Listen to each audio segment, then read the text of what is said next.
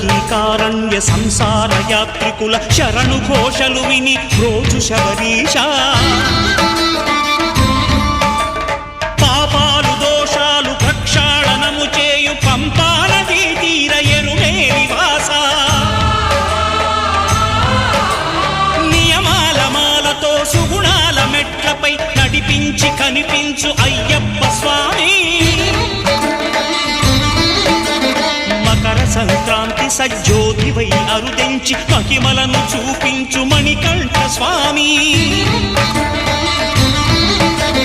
కర్మబంధము బాపు ధర్మశాస్త్ర